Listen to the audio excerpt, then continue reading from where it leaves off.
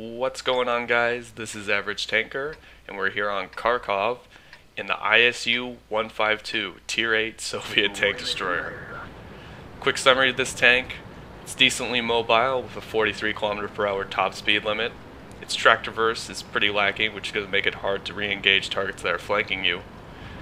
The armor on this tank also isn't that good. It's got 90 on the front and sides and 60 on the rear, but it's not about any of those stats. It's all about this big 152mm BL-10 gun. It's got 750 average alpha and 286mm of penetration. You see me getting into an aggressive position here, trying to see if I could spot anybody moving into the south of this map. But it doesn't look like we're going to spot anybody. There's only been a T-28 prototype spotted so far, but I'm just going to sit here and wait for a shot. We see a scout being way too aggressive going into the middle, trying to line up a shot, and it goes right where we want it, one-shotting that T-21. We get spotted, so I move back into cover. This tank doesn't have armor, and it doesn't have a lot of health, so you want to be very cautious. Almost had a shot on that T-54, but he just got across before our reload. And I continue to look on this flank.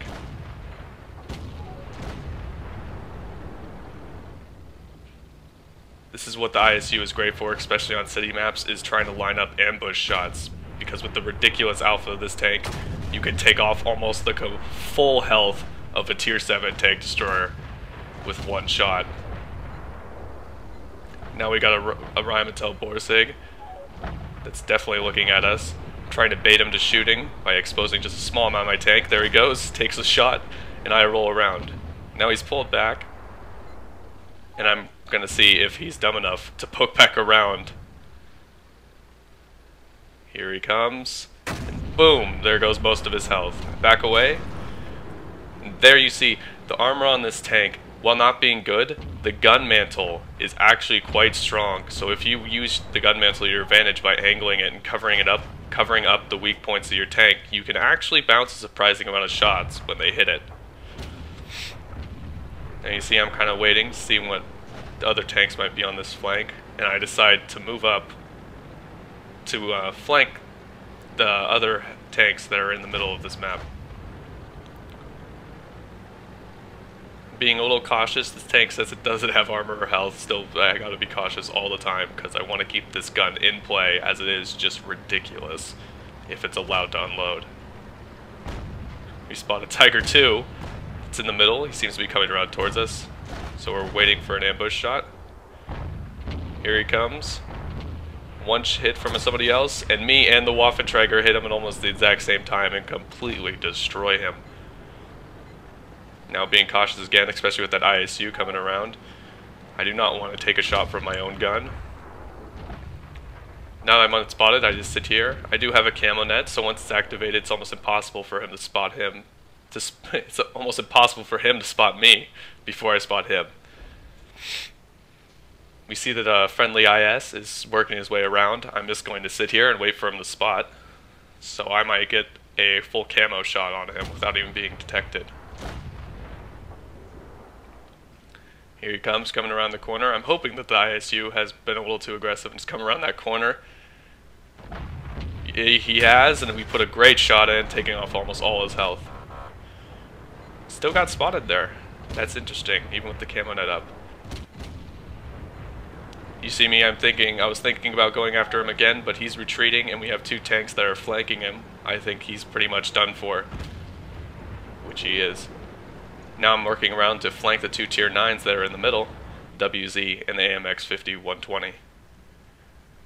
I'm thinking they're probably going to be coming back to cap, saying that most of our team is on their side of the map, towards the cap. So now I'm just setting up another ambush shot, and there's the WZ. I hesitate for a second, but still put a shot in, without taking a single hit. Now I'm just backing away. I see that the WZ retreats and the AMX has no shots on this position, so I get back out into this position where I can have great shots if the WZ comes back out.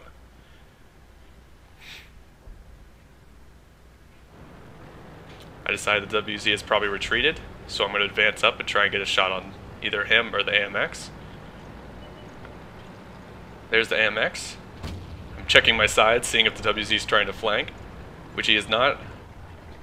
We have a great ambush shot on this AMX, who looks to be reloading as he doesn't even bother to try and shoot us. He's just trying to hide his tank.